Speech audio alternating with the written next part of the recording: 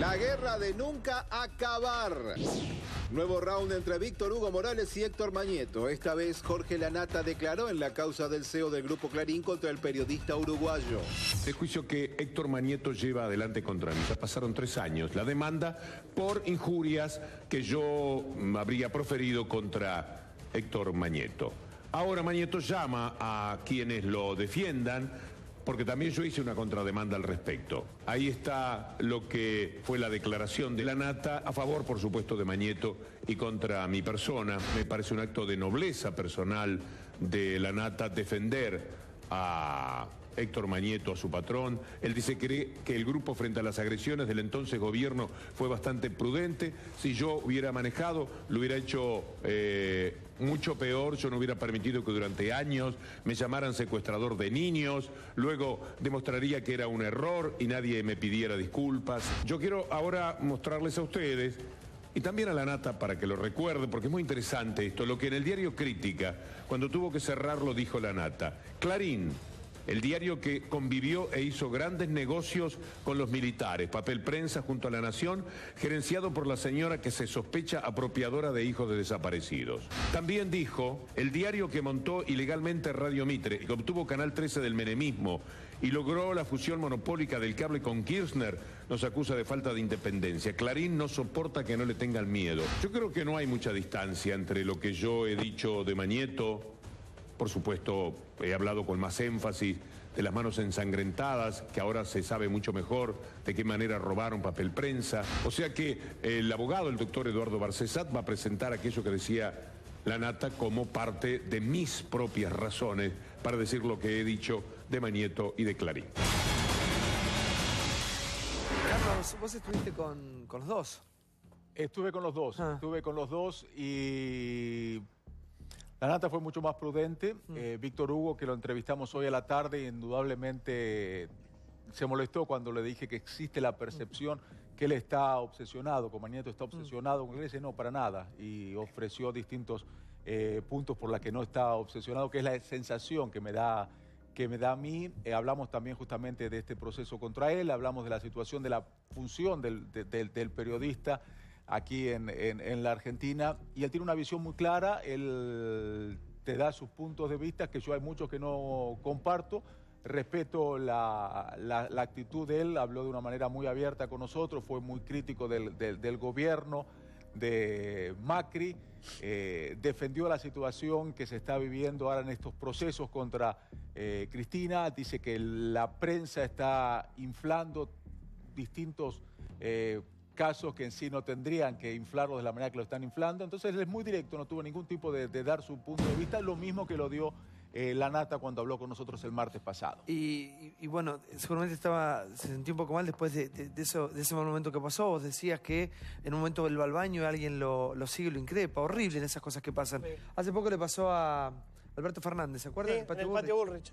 Cerquita de ahí, mirá. Pero, ¿sabés lo que creo? Que están buenas las dos discusiones. Son dos discusiones distintas. La cuestión empresarial, Clarín, Mañeto, papel prensa, y la cuestión nuestra, que es la cuestión periodística. Es cierto que Clarín ejerce, y no lo vamos a negar, hace muchísimos años una posición dominante en el mercado. Primero, con papel prensa le sacó mucha ventaja competitiva a los demás. En los 90 compró todos los cables del interior con el fútbol. Y después cada presidente le fue cediendo algo. Alfonsín le entregó Mitre, Menem Canal 13, Duhalde le entregó la Ley de Bienes Culturales, Kirchner la fusión Cablevisión Multicanal, Macri ahora le derogó la Ley de Medios. Es una relación muy fuerte del Grupo Clarín con los diferentes gobiernos. Ahora, vamos a la cuestión política también. El kirchnerismo aprovechó esto, muy inteligente, y puso al Grupo Clarín en una función de partido político. Total. De partido político, reemplazando a la verdadera oposición. Entonces, la inseguridad era culpa de TN, el dólar blue era culpa de TN. Una estrategia, sí, ¿no? Julio. Bueno, soy un poco testigo de esto. Estoy los 4 años en Confer. Claro. En el 2006 declaro en contra de Clarín y Clarín me saca una solicitada en contra mía. La pelea empieza cuando deja de estar Néstor y pasa a subir Cristina. Y comienza la pelea básica y esencialmente porque Néstor no quiere que nadie hable en contra de él. Sí. Yo me voy, se va Alberto Fernández. Todos aquellos que teníamos una concepción democrática de la política. La 125 cambia todo. No, pero en el tema de Clarín. ¿Era previo? En el ¿Fue previo? tema de Clarín. Fue Telecom, digo, Julio. es exactamente en el momento que se va Alberto, que me voy yo, que nos vamos todos los que no. Y entra la guerra. Y la guerra es porque Clarín tiene 1000 defectos, pero es contra su derecho a opinar libremente. Claro. La guerra Sí, debe es ser. contra la libertad de expresión. Después Clarín, son todo. Exacto. Pero la libertad de expresión es lo que Néstor Kirchner y Cristina no soportan. Gaby. Te quiero decir una Yo cosa, quiero quiero llamar la contar atención algo sobre Víctor Hugo, que así como rescató algunas cosas de la nata anteriores, quiero una cosa que me parece mucho más grave. Cuando él habla de las manos ensangrentadas de Clarín, acá tengo dos cosas que él dijo durante el Mundial del 78 sobre los militares argentinos. En una dicen que hay bombas políticas y muertes políticas también, que son la respuesta a un Mundial que dicen es auspiciado por razones políticas. Pero el gobierno argentino no mató a nadie para organizar el campeonato. Nadie puso bombas oscuras en manos oscuras, en oscuros rincones para contribuir a la organización del torneo. Esto lo dice Víctor Hugo en Mundo Color. Y por otro lado, en el año 78, el 11 del 5 del 78, y dice, nuestros vecinos no hicieron nada menos que un mundial. Porque él es uruguayo, dice argentinos somos los vecinos. Y en el futuro servirá como modelo de organización del esquema, la infraestructura y hasta el espíritu de los argentinos. Como broche de oro a tan destacado proceso, bien respaldado desde arriba, sus jugadores y Menotti pudieron trabajar como quisieron para ganar finalmente el campeonato. Nombres desconocidos hasta ahora, como la del general Antonio Merlo y el vicealmirante Alberto Lacoste, dos tipos genocidas, sustituyeron a los eternos mandamases de siempre. Gaby, bueno, pará porque, sí. Quiero decir, Igual, mundo, pero siento que no Mundial del salimos más. 78, Siento que salimos más. No, te quiero decir que él no puede hablar. Yo puedo decir cualquier cosa de esta y no tengo ningún problema porque yo sé lo que hice y todo el mundo sabe lo que hizo. Lo que él hizo, porque también estuvo con los militares uruguayos, entonces que él se ponga a hablar de las manos manchadas de sangre, que se calle la boca porque no tiene derecho moral a decir nada. Lo que te quería decir que acá hay un momento que creo que tenemos que tomar con mucha atención todos. Esto de los juicios por calumnia e injurias, que gracias a Dios se despenalizó, nosotros impulsábamos un proyecto en el momento de la ley de medios, la presidenta para ser simpática finalmente decide que acompañan ese para proyecto ser simpática, y se no porque tenían la despenaliza convicción de despenalizar. No, por supuesto que no tiene la convicción. ¿Sabés por qué no la tiene? Mira, ahí me das el pie para esto. ¿Sabés por qué no la tiene? Porque ahora denuncia a Feynman justamente porque se siente difamada. No, a ver, pongamos las cosas en claro, porque con la hipocresía, viste, yo no me la banco más. Entonces, me parece que el momento que nosotros tenemos que señalar de esto es que no está bien tratar de penalizar o de cobrar determinada demanda por lo que dijiste. Yo entiendo el derecho al honor, pero defiendo mucho más la libertad de expresión. Y en la Argentina ya están pasando cosas difíciles desde antes, como por ejemplo en Formosa hay 2 periodistas que están condenados a pagar 2 millones de pesos porque permitieron un comentario de un oyente en la radio. Y ahora la presidenta también está denunciando a Feynman y también denuncia a Margarita Stolbizer porque no le gusta lo que se dice de ella. A la nata. Y a la nata. Y en este caso de Mañeto denunciando a Víctor Hugo, a mí sinceramente no me gusta. Yo prefiero bancarme la crítica y si no, mirá mi línea de Twitter, las cosas que te dicen, antes que tratar de cercenar lo que el otro pueda decir. Alfredo, sí. Porque esto viene de hace mucho tiempo. A ver, yo fui integrante de la Comisión de Libertad de Expresión junto con Silvana. Digamos, todo lo que había que decir en su momento está escrito. Hemos sido fervorosos defensores de la libertad de expresión. Me parece que si hay desvíos, bueno, estará la justicia para entender estas cuestiones. Y están también los organismos internacionales para juzgar aquellas conductas que se aparten de las normas preestablecidas en materia de libertad de expresión.